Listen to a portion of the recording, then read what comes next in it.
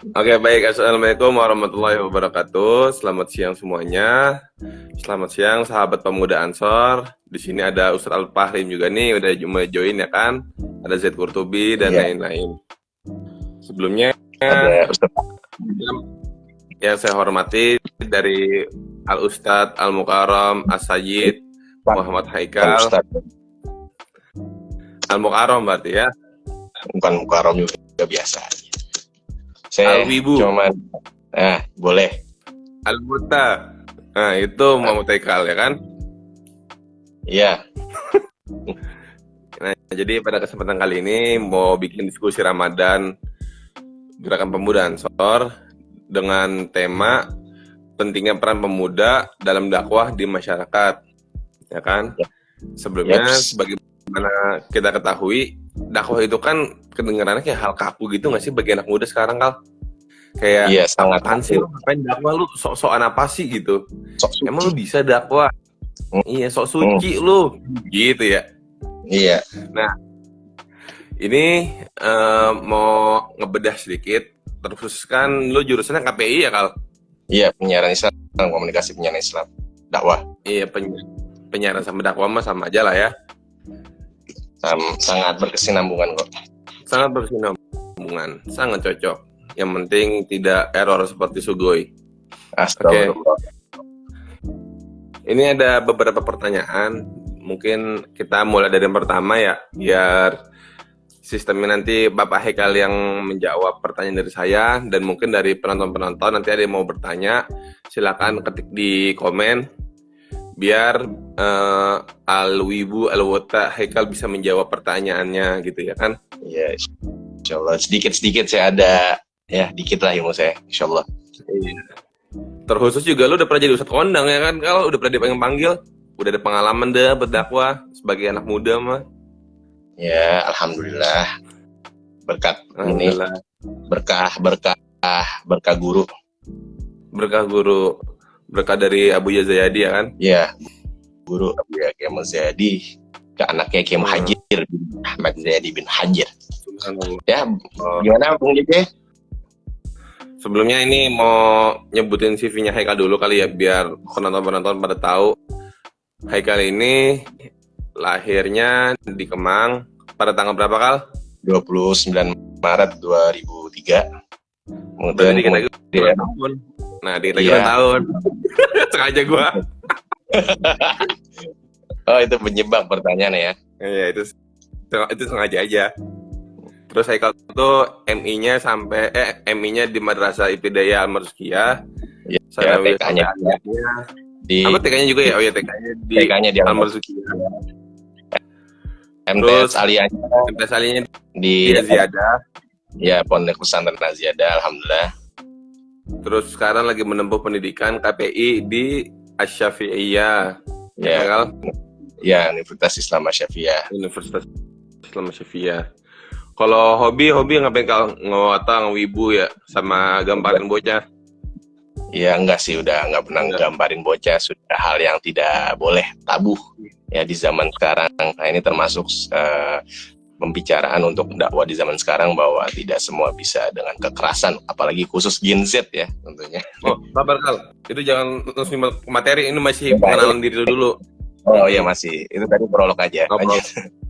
Siap. Ilmunya ditahan dulu bentar. Ini selamat datang, Maulana 8299, Ansor Jadi Keramat, selamat datang. Oke, mungkin berhubung kita ini diskusinya nanti sampai jam 3 teng ya, Kal, paling 15 menit aja, nggak usah kelamaan. Lama-lama lah. Kalau aku juga mau bukber, Haikal juga mau bukber. Ini diskusinya nyantai aja. Mau nanya dari mulai pertanyaan pertama nih, Kal. Bagaimana sih caranya dakwah buat pemuda gitu? Soalnya kan dakwah isinya tua-tua. Nah, kan banyak yang begitu kali.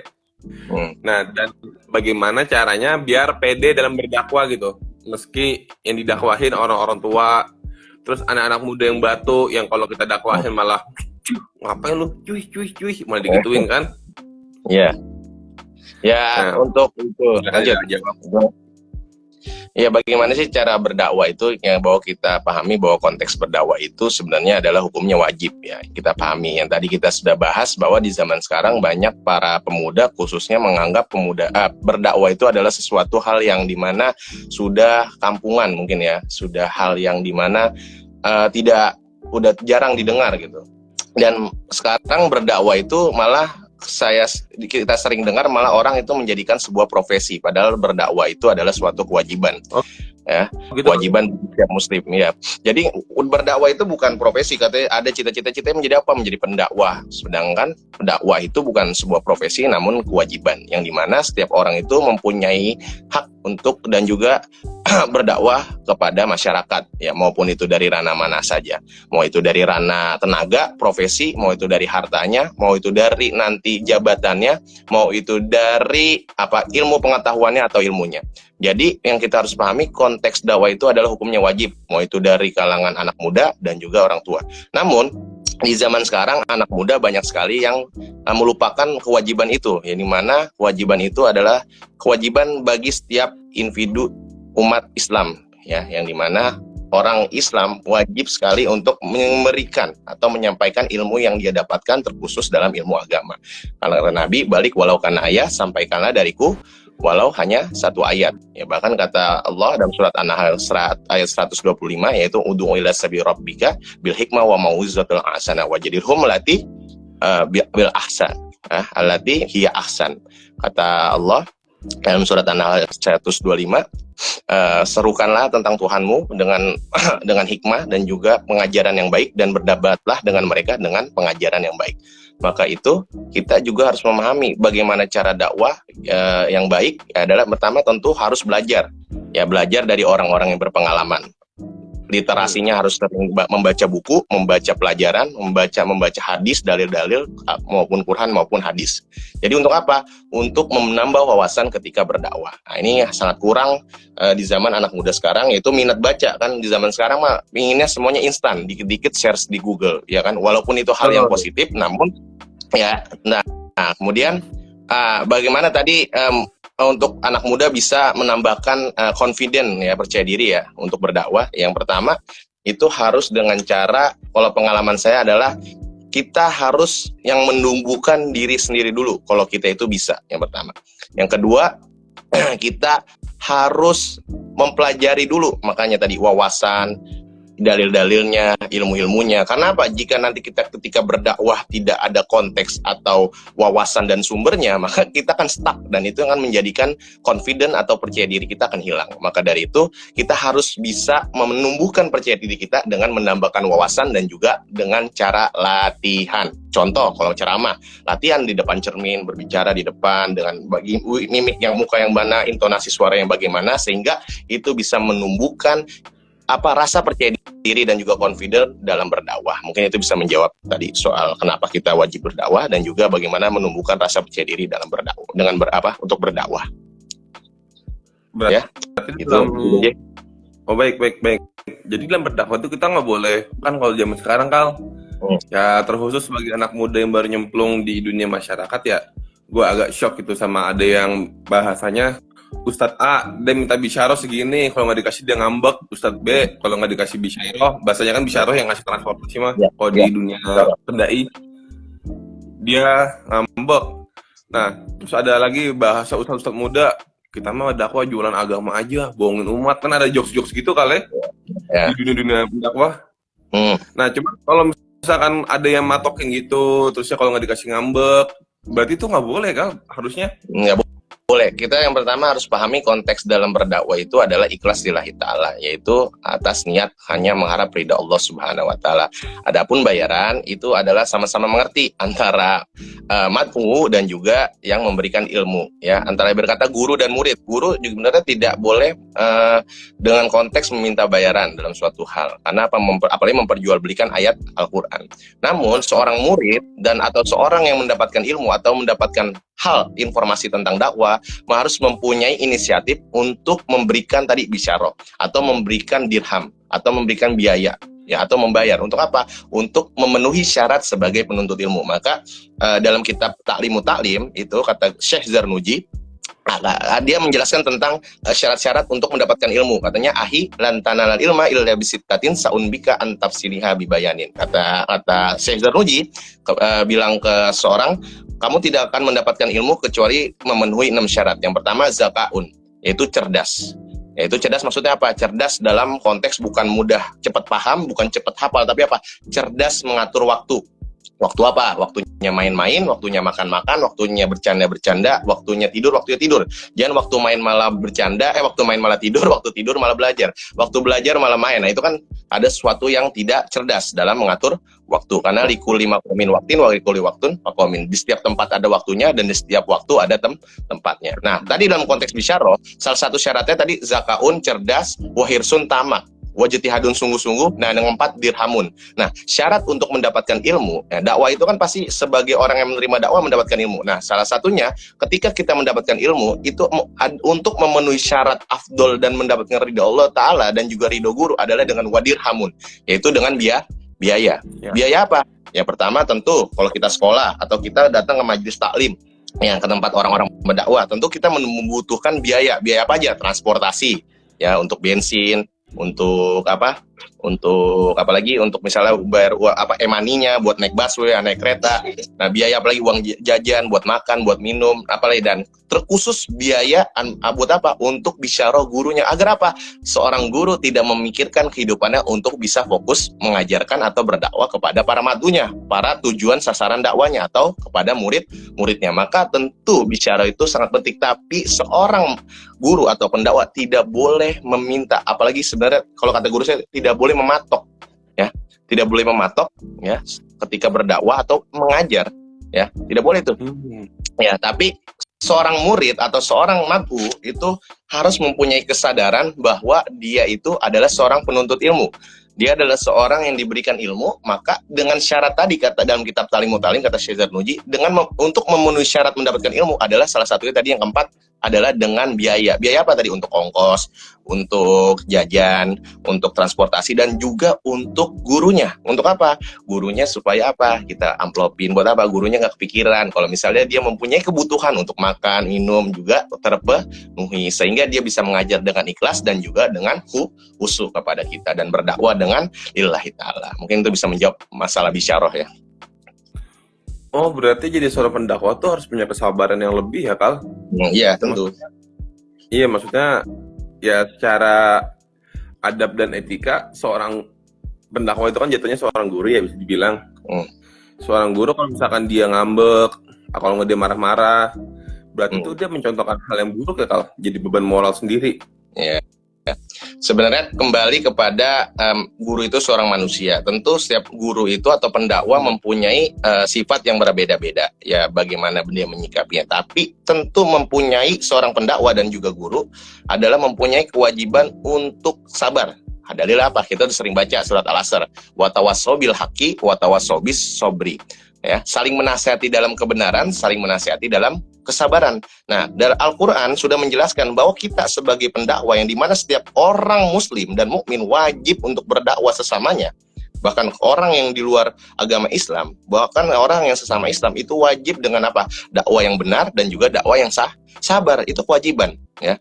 Jadi setiap pendakwah tentu mempunyai konteks nilai sabar yang harus dia miliki dalam dirinya, ya, tentu. Maka tapi dalam kurung, ya, ada batasan-batasan yang mungkin, ya, seorang guru, ya, kalau misalnya muridnya bagaimana, ya, membuat suatu kesalahan, ya, tentu harus sabar. Atau mad'unya, sasaran dakwanya membuat suatu hal yang membuat dia kesal, ya tentu harus sabar. Yang selagi tidak menyentuh ranah-ranah pribadi, ya, seperti orang tua dan lain-lainnya. Ya, itu mungkin bisa menjawab.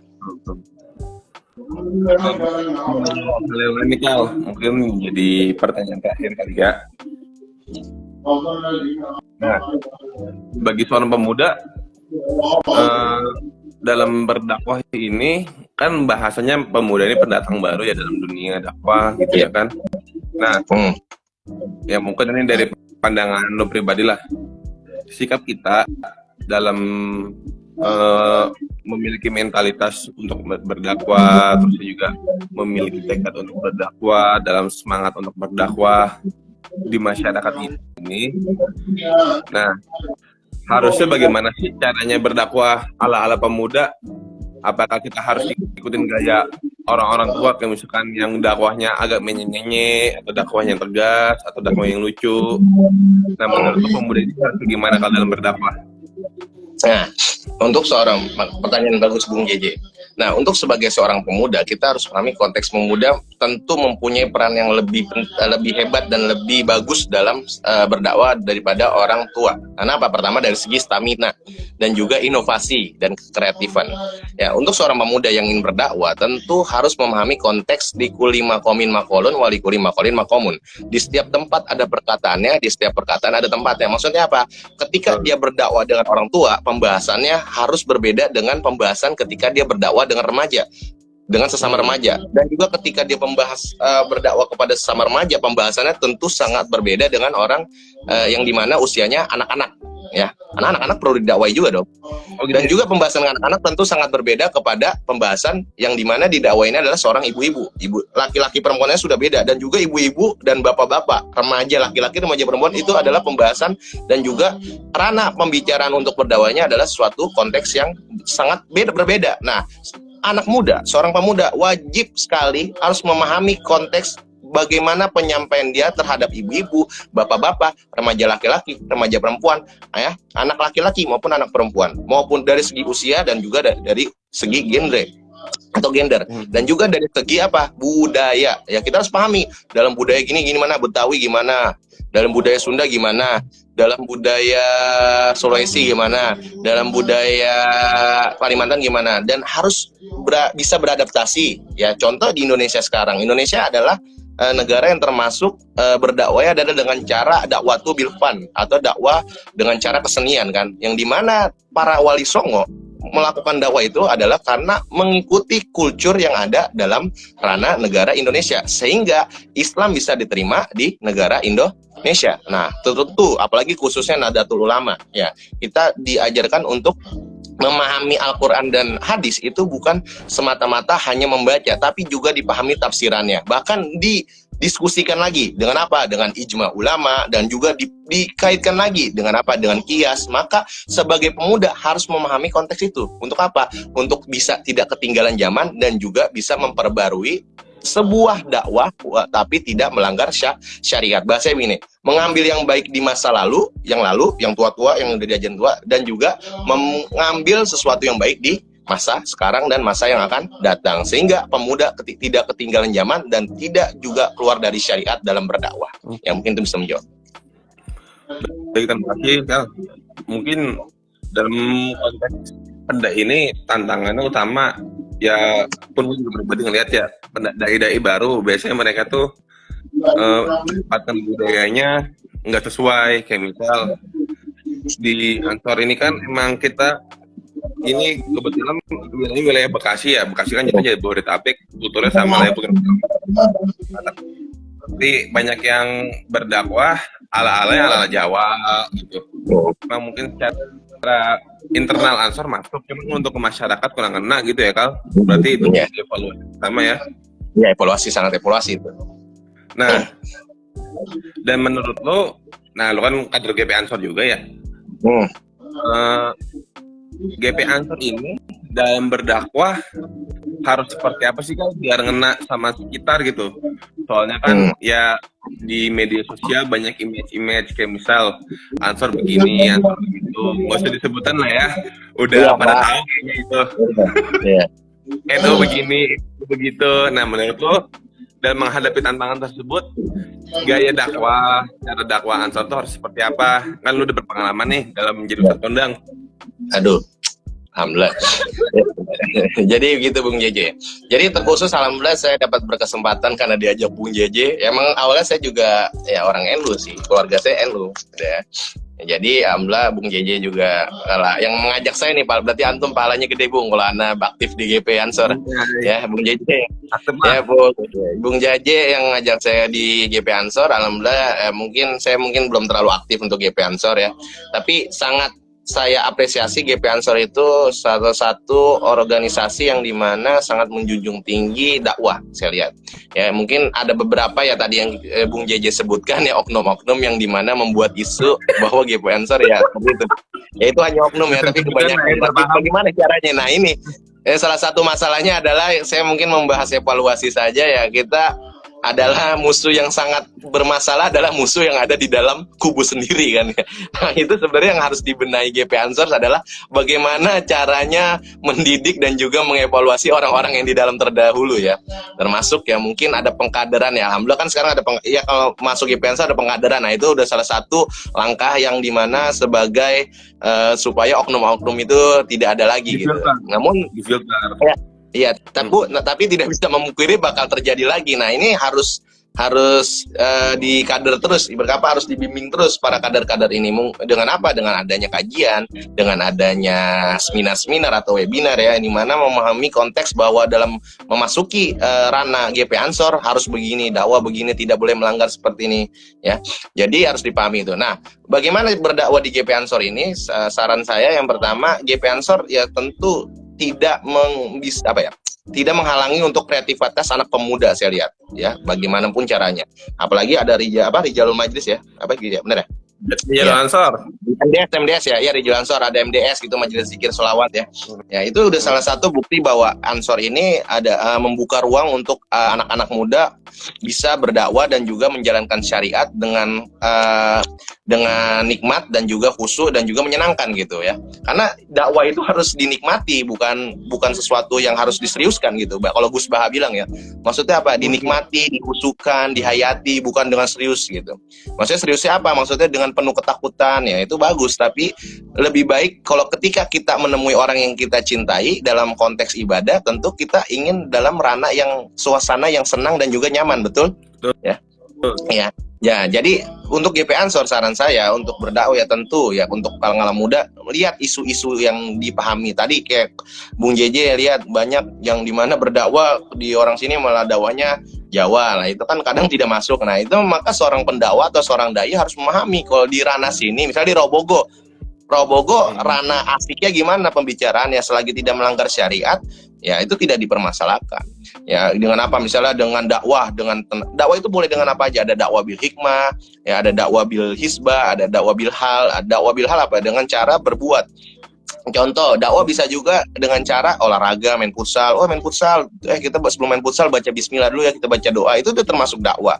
Untuk apa? Menggait-gait para anak muda. Contoh, di zaman sekarang Bukber gimana caranya? Tidak menghalangi kita untuk tidak beribadah kepada Allah Subhanahu wa taala, tetap sholat maghrib, tetap sholat isya. Ya kalau bisa taraweh ya gitu. Ini kan suatu hal yang harus dievaluasi gitu. Banyak bukber yang dimana orang-orang tidak taraweh gitu. Ya paling minimal ya kalau misalnya kita husnuzon mungkin taraweh di rumah 2 rakaat lah. Kan ya taraweh itu tidak ada batas ya kan. Boleh berapa rakaat karena dalilnya itu apa ya? Nggak ada patokannya sebenarnya ya.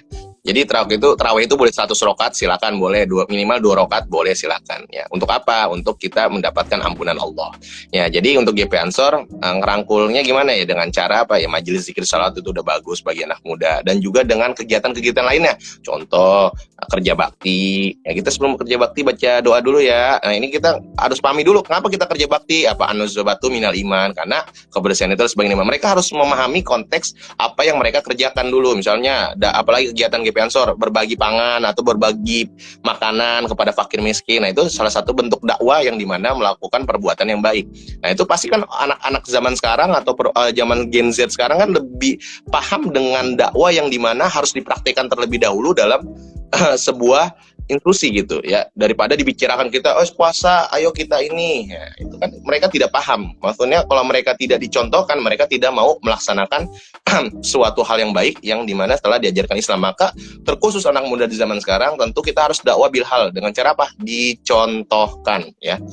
Ya contoh zikir ya, kita contohkan majelis zikir salat begini nih caranya, jangan disuruh doang. Oh berarti ketuanya gimana? Ketua PC-nya cabangnya ngajakin ayo nih caranya begini kalau bikin majelis zikir salawat. Ini caranya nih kalau kita ada kegiatan kerja bakti. Begini nih kalau kita ada kegiatan berbagi pangan sedekah. Begini nih kalau kita ada acara santunan. Nah itu mengajarkan mereka sehingga mereka tahu bagaimana cara melaksanakan suatu kebaikan di dalam organisasi. Itu untuk saran saya untuk GP Ansor dalam berdakwah. Karena berdakwah itu bisa dengan cara apa? Dengan cara ilmu pengetahuan ya ceramah, ngajar, dengan cara tenaga ya kerja bakti ya, dengan cara harta sedekah, terus dengan cara kedudukan atau tahta ya, contoh dia punya jabatan menteri tapi GP Ansor juga ya kan, Berarti kan dia punya, ya kan?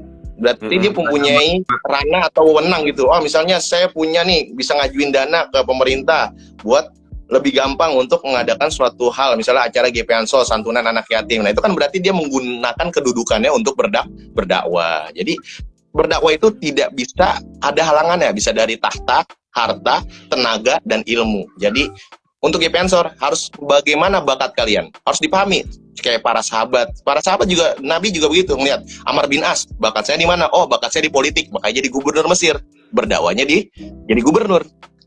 Siapa lagi? Abdullah bin Abbas, wah saya di ilmu, makanya jadi ngajar di majelis taklim. Abdurrahman bin Auf, Utsman bin Affan, duitnya banyak, berdakwahnya di jalur harta, sedekah. Bilal bin Rabah, nggak punya harta, nggak punya ilmu, kurang ilmunya, dia menganggap ilmunya kurang, terus dia nggak cocok di politik, dia akhirnya berdakwah dengan tenaga, menjadi apa? Seorang muazin, Allahu Akbar. Ya, berarti tidak ada halangan bagi pemuda, terkhususnya di organisasi GP Ansor untuk berdakwah. Maka harus dipahami passion kita di mana, di kedudukankah, apa kita pintar politik, apa kita pintar dalam mengajar, apa kita punya duit yang banyak, apa kita mempunyai tahta. Jadi itu, mungkin itu saran saya, harus memahami passion. Untuk para pemuda GP Ansor, organisasi GP Ansor harus melihat passionnya di mana nih. Kayak cocok jadi pemimpin, ya udah berarti dakwah menjadi pemimpin. Cocok dalam mengajar, berarti harus berdakwah dalam mengajar. Cocok karena punya duit banyak, berarti harus berdakwah dengan sedekah. Cocok dengan tenaga, berarti dengan cara apa? Dengan cara muazin dan lain-lainnya. Nah, mungkin itu bisa menjawab Bung JJ. Berarti kalau misalkan di istilah ilmu politik tuh kayak gitu sebutannya meritokrasi kan? Yeah. Meritokrasi itu pembagian jabatan lah ya, sesuai dengan keahliannya. Jadi misal meskipun di negara ya, contoh negara itu kan jabatannya jabatan politis ya, kalau kayak jadi menteri. Nah, misal yang jadi menteri kesehatan itu dari tenaga kedokteran, bukan dari tenaga lain. Nah, kalau meritokrasi gitu, dan itu diterapkan di Singapura. Singapura, Kanada menerapkan sistem meritokrasi dalam demokrasinya. Itu sangat bagus, dan juga di Ansor ini menerapkan meritokrasi ya bagus sih. Ya, jadi bahasanya berdakwah sesuai dengan passion dan juga kemampuan lah ya. Yang penting mau bergerak dulu ya, Tal. Iya. Jadi harus tahu passionnya mana. Karena di zaman sekarang orang mendapatkan jabatan tidak sesuai dengan skill dan passion ya kan, sehingga itu yang bisa membuat suatu kehancuran dalam sebuah instansi, benar nggak? Nah, benar. Sama ini menanya satu hal penting. Gimana sih caranya mengenal passion, dan passion itu apa? Kan sebagai pemuda ya kan, banyak yang masih nyari jati diri gitu kan. Abang Heka kan sekiranya udah tua nih, udah tahu jati dirinya. Caranya nyari passion gimana tuh, Kal?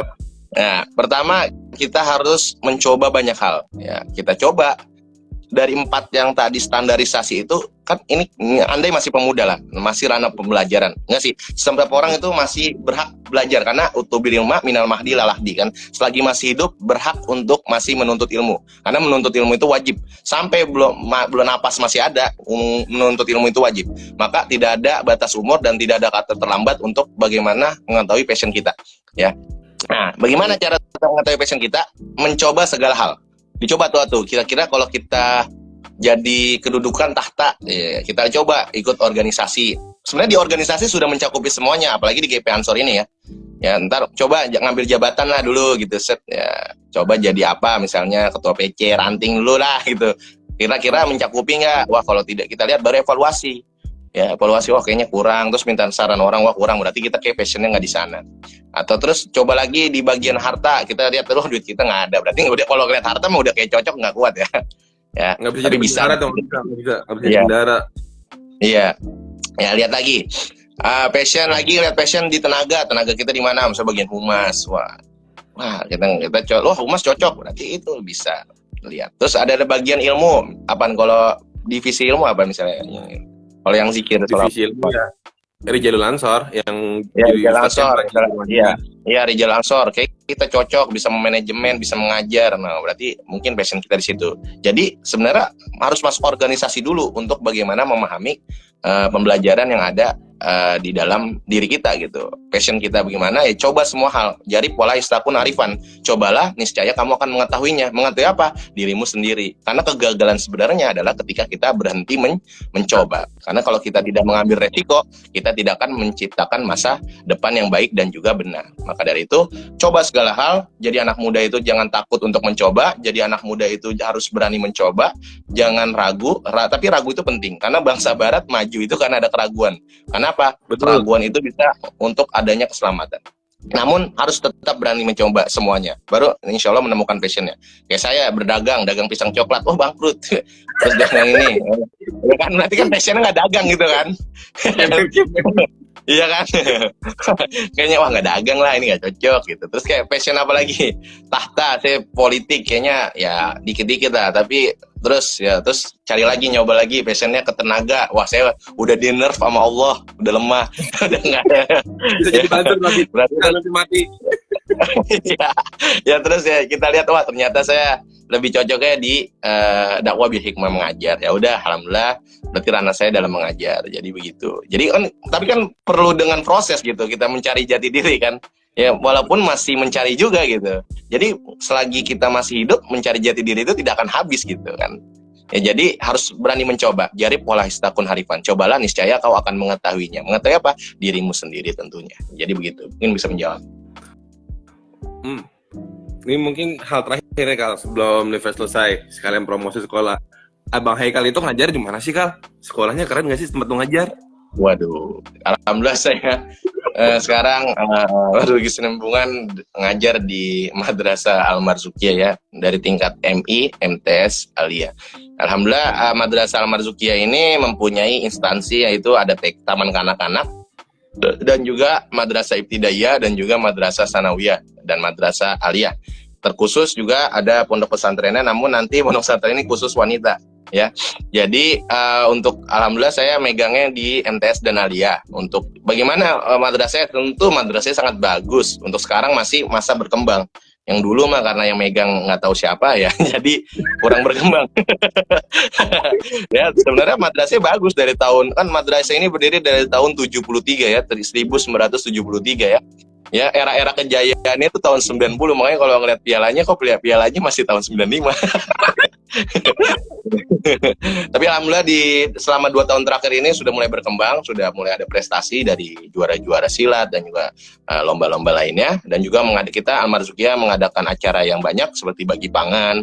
Dan organisasinya juga alhamdulillah sudah terstruktur dengan rapi dan juga lancar ya. Alhamdulillah juga dibantu Bung JJ ini, saya selaku pembina OSMA ya, organisasi siswa-siswi Madrasah Al-Marzuqiyah. Saya dapat bantuan dari Bung JJ sebagai wakil pembina saya. Ya, alhamdulillah madrasahnya sangat bagus. Saya rekomendasikan untuk para calon siswa-siswi untuk masuk ke Madrasah Al-Marzuqiyah, dipersilakan. Biaya sangat murah dan juga pendidikannya sangat bagus tentunya ya. Ada saya di situ. Dan juga Madrasah Al-Marzuqiyah sekarang masih berkembang tentunya. Jadi jangan kaget masih di situ, karena kita akan berproses bersama-sama ya untuk sama-sama meningkatkan value dan juga kapasitas dan integritas kita masing-masing. Ya mungkin ya, itu bisa menjawab Bung JJ. Oke. Sebelumnya terima kasih Bang Haikal sudah menjawab pertanyaan-pertanyaan dari saya selaku moderator. Ini ada 2 pertanyaan, kayaknya teman-teman nggak usah ditanya lagi. Udah ada 2 pertanyaan. Sekaligus ini pertanyaan penutup kali ya. Yang pertama yang Sugui dulu deh. Oh boleh ngajar yang khusus wanita enggak boy? Nah ini Sugui nanya Kal, gimana Kal? Aduh, ini alhamdulillah ini kita dapat tamu penonton, teman saya, sahabat saya, seangkatan saya di Aziada. Lulus bareng saya ya. Tadi dia pertanyaan, gue boleh ngajar yang wanita ya? Perlu dites dulu, silakan daftarkan CV Anda ya, kirim ke saya ya, saya selaku promotornya ya, boleh diuji mungkin oleh saya dan juga Bung JJ ya. Kita lihat, kita interview apakah layak Anda mengajar di siswi, karena banyak kendala ya di sini, hasrat harus dijaga. Ya, jadi itu bisa menjawab Bung Sugoi. Silakan daftarkan CV Anda, kirimkan ke saya atau ke Bung JJ boleh ya, nanti di interview kita atur jadwalnya, kita lihat, kita ada tes mental dan juga fisik. Boleh ya semuanya. Kalau dulu tuh nggak boleh salah-salahan. Ini ya nggak boleh asal-asalan ya. Jadi itu bisa menjawab untuk pertanyaan Sugoi. Boleh nggak? Ya kirim CV aja dulu ya. Ngomong aja. Oke. Pertanyaan selanjutnya dari Alhana. Mau nanya dong, Bo, puasanya udah full berapa? Nah ini buat mereka. Alhamdulillah ini yang bertanya teman kuliah saya, seangkatan ya, ya, yang dimana dia sebenarnya pertanyaan ini buat dia gitu. Saya mah alhamdulillah puasa full gitu dia. Ya, dia tiba-tiba udah Sherlock warteg terdekat. Ya, astagfirullah. Jadi alhamdulillah saya puasa saya full. Justru Anda itu kodo Anda itu harus dibayar Alhana ya. Jadi tolong ya taubat gitu ya. Jangan kebanyakan minum miras ya. Terus ini ya itu aja mungkin bisa menjawab Alhana. Pertanyaan dari Maulana Syarife. Rekomendasi organisasi apakah yang baik? Ansar dong, Kal. Ya, organisasi tentu ya semuanya baik selagi tidak melanggar syariat Islam. Tentu cari yang dimana bernuansa Islami dan juga sesuai ahli sunnah wal jamaah ya begitu ya. Jadi ya untuk karena saya di GP Ansor ya dan juga NU ya saya merekomendasikan karena kayaknya kamu NU dah tapi kamu HMI mau tapi sangat bagus kamu udah masuk HMI bagus semuanya bagus tergantung kamunya yang penting sholat lah jangan diskusi nggak sholat itu yang salah ya jadi bagus ya kamu masuk eksternal di BEM kuliah bagus SIMA bagus HMI bagus PMI bagus GMI bagus apalagi eksternal Muhammadiyah ya pemuda Muhammadiyah bagus ya GP Ansor bagus mau masuk Banser bagus semua bagus asalkan tidak melanggar syariat sesuai tuntunan ajaran Nabi Muhammad dan juga sesuai dengan Al-Quran dan hadis dan juga kesepakatan para ulama itu bagus jadi rekomendasi saya itu yang tadi saja saya sebutkan sebenarnya banyak lagi ya yang penting sesuai rara Islam lah jangan yang masuk organisasi yang tidak jelas ya tiba-tiba menyesatkan orang, bid'ahkan orang harus bentukan fakta dan juga bukti dan dalil dan juga kesepakatan ulama. Mungkin itu bisa menjawab Maulana Syarif ya. Kamu kan HMI. Nah, ini ada pertanyaan terakhir nih Kak dari Alhana 13 sekaligus penutup kali ya meskipun ada nanya kayaknya nggak akan dijawab. Kalian pertanyaan terakhir. Mau nanya lagi dong, Wibu boleh gak sih menurut Islam? Nah ini sebagai seorang pendai, sebagai seorang pendakwah, pandangan Ustadz Al-Mukarram, Al-Wibu, Al-Wota, Haikal, dipersilahkan untuk menjawab. Sebenarnya Wibu itu kan adalah sebuah sebuah sebutan psikologis ya, yang dimana orang menyukai di Jepangan. Ya, itu tentu sangat boleh Wibu itu nonton anime ya, itu sangat diperbolehkan. Karena banyak guru-guru kita juga, terus para dai banyak yang menonton anime ya. Termasuk guru-guru saya mempunyai guru rata-rata juga orang Muhammadiyah ya dari kalangan lulusan Gontor juga guru-guru saya dulu ya banyak nonton One Piece jadi ya selagi tidak melanggar syariat apa maksudnya apa tidak kewajiban kita tidak dilanggar ya tidak masalah gitu untuk ngewibu ya jadi gitu yang jadi masalah adalah ketika nonton konser nggak sholat ya itu contohnya ya gitu ya Hana 13 ya tolong sholatnya yang 100 rakaat itu dikodok. Tuh ada pertanyaan. Tapi teman gue udah suka animenya lebih suka lihat Cangcut sama tadi. Itu ada apa tuh? Ada pernyataan katanya Surah Hendra HMI nggak kunut kata siapa? Parah banget ya boleh gitu. Ini untuk for your information ya. Kiai Haji Yahya Khalil Stakuf Ketua Umum Filzia PBNU itu HMI Sugoi nggak boleh begitu HMI untuk semua kalangan untuk mahasiswa Islam saya ngomongin meskipun saya PMI ya sebenarnya HMI saya rekomen banget karena termasuk saya nongkrong sama abang-abang HMI ya ada tadi Bang Fahrim Ustadz Fahrim dan juga mentor saya Bang Hasan ya itu orang-orang yang kunut kok dan memang enaknya HMI gini kalau PMI kan sebenarnya ya rananya NU kalau kamu pengen memperdalami NU silakan ke PMI tapi kalau kamu pengen diskusinya dengan berbagai aliran ya silakan di HMI ya tapi penting sholat lah jangan diskusi rapat-rapat nggak sholat itu yang masalah ya karena nama organisasinya Islam tapi kalau sampai diskusi nggak sholat itu hal yang salah namanya Islam ke organisasinya tapi tidak sholat itu yang salah itu saja. Oke, yaudah kayaknya sekian dulu ya. Ini kayaknya pertanyaannya disudahi dulu. Yang penting gue bisa minta maaf ya teriak. Udah nanti dulu lah itu belakangan. Ini sebagai penutup, mungkin nanti saya akan menyampaikan kata-kata penutup dan juga dari Bung Haikal akan menyampaikan kata-kata penutup.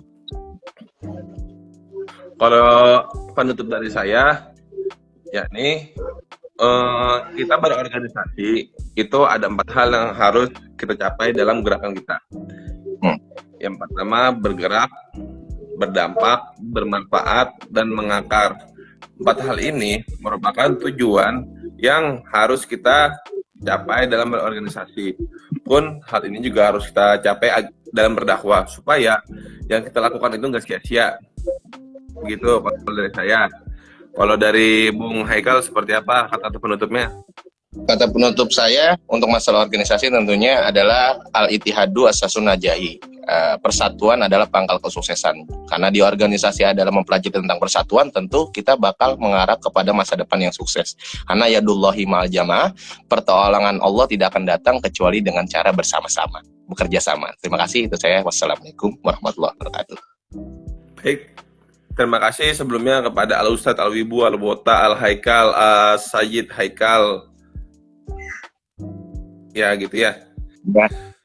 Ini kita sudah mencapai di penghujung diskusi. Mungkin nanti teman-teman yang masih penasaran akan diskusi lebih lanjut bisa dipantau di Instagram @gpansor_jatimekar untuk episode-episode selanjutnya lah. Karena dakwah kita pakai dakwah digital supaya lebih enak sambil rebahan nontoninnya dan nggak mesti banget datang ke majelis taklim.